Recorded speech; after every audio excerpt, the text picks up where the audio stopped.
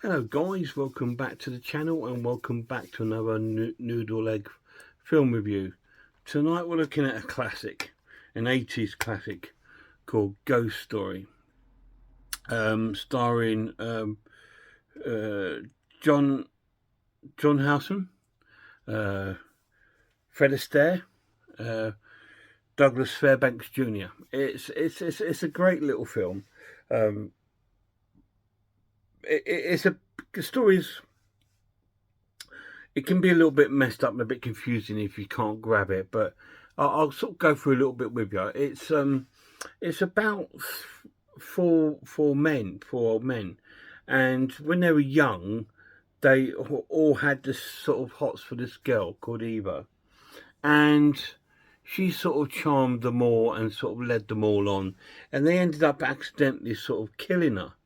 Um, and so they put her in this car, and they put the car into the lake, and she wakes up in the car, but it's too late. They can't save her because the car fills up with water and she dies. And these four men are sort of haunted by this for pretty much the rest of their life.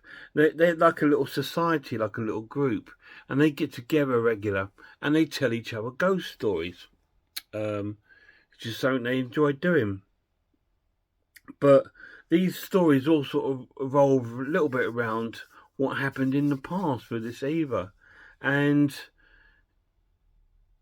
there's sort of like a connection with this Eva character with up to date now, and all her these four men all getting affected by this thing they've done, and all having nightmares and bad dreams, and people believe it's just down to all these stories of ghosts that they keep telling each other, but also it's having effects on some of their family members. One of the old men's sons gets killed by this sort of ghost sort of creature thing, and the other one comes close to it, and a couple of the old men get killed off by it and all, and it sort of haunts them. And one of the other sons of them is sort of like starts investigating what it's all about. He starts looking into the past and starts delving into their history to try and find out what's been going on. And then we get sort of like little sub stories where they sort of tell these sort of ghost stories where it sort of cuts away to like a separate little story. But it all involves this sort of girl. And even the son, because he tries to join their society to try and investigate what's happened to his brother and everything.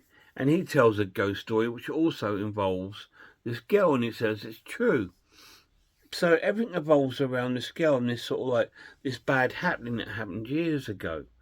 And it sort of haunted them for all their lives.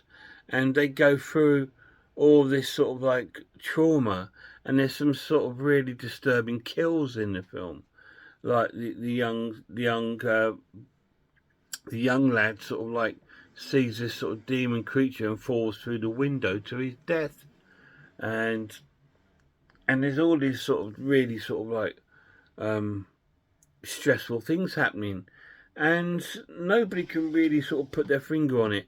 Fred Astaire sort of has got sort of like an idea that he believes that it is the girl haunting them, and the other guys think that can't happen. It's not true. And then sort of like the sort of climax of the film, we kind of get to where the big reveal, and sort of like she reveals herself, and it's a little bit, it really reminds me of the Woman in Black, in the sense of like where this woman's haunting this house, the house she lived in, and the people that are involved in her life. She's haunting them, and to stop that, they need to resurrect the body from the sort of river where the car was to sort of stop it. It kind of reminds me very similar to the same sort of story of the Woman in Black. But it's a very excellent film. It's completely different to anything else that came out in the 80s. It had this real sort of like big budget feel to it. And it's quite a slow burn sort of film, but the storytelling sort of grabs you, and you want to find out what's going on. It's a very well written script, and it sort of like grabs you, and the acting, excuse me, is fantastic to see. I think this was Fred Astaire's last role before he passed away. I think this was in the 1980s. This film, and it's a very clever sort of film. Not for everyone's taste, but I really enjoyed it. So that's what I think about the film. It's a great film. The pluses of this, it still looks really nice today. It looks really cool. It's a stellar cast, really well acted. Fred Astaire's fantastic in the film. He steals the show. And as he got older, he kind of really looked like an old Stan Laurel. They look very similar in looks. And every time I see that, I just think, oh, it looks so similar. But it's a stellar cast. It's a great story writing. And it's great to see like an old school kind of film, but with 1980s kind of visuals and effects. Because some of the effects are pretty cool. Around the sort of creatures. Not a lot going on in there, but when it does, it looks really cool. Negatives to the film, it is quite slow. It is a slow burn, and it can be a little bit confusing, because it's one of those films that you watch it and you think, oh, what is actually going on? Until the sort of like the film sort of unfolds, and sort of nearer the sort of the last third of the film, it starts to fall into place. And you believe it's this curse of this ghost of this woman, and she's been haunting her revenge on these four men and his family. So it's and their families. So it kind of, that's what I got from the film. But yeah, it can be a little bit confusing. But apart from that, it's a classic. So I'm going to score the film an excellent watch and give it an 8 out of 10. I can't give it any higher, just because it is one of those sort of films where not a lot actually goes on. It's all based around the characters and the storytelling. I would have liked to have seen a few more sort of jump scares in there, and maybe some more sort of storytelling.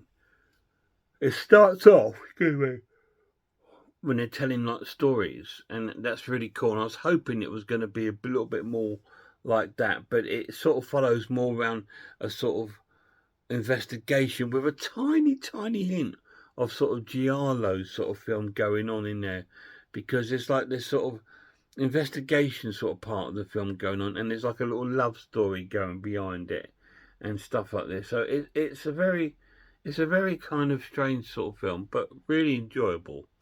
Ghost Story, 8 out of 10. Any of you guys seen it? If you have, let me know down below what you thought of it. I thought it's a very clever film. I thought it's really well scripted and really well cast. I just wish we saw more of the old boys telling stories. I think I would have liked that more. But it is what it is, and it's still fantastic. And it's still a great watch. Really cool. I do recommend it if you like a more sort of story-based horror film. This is one for you. Really good. Guys, till my next video, check out some horror channels for me. Check out the Horror Hands, the Horror Geek Manvy Film, RS Designs, Pizzle, I'm the Ice Lord, Sarah of Horror, Cat Watches Horror Movies, Grumpy Andrew's Haunted House, and a shout out to my lad, Lemon Lord. Until next time, look after yourselves, look after one another, and I really hope I see you all soon.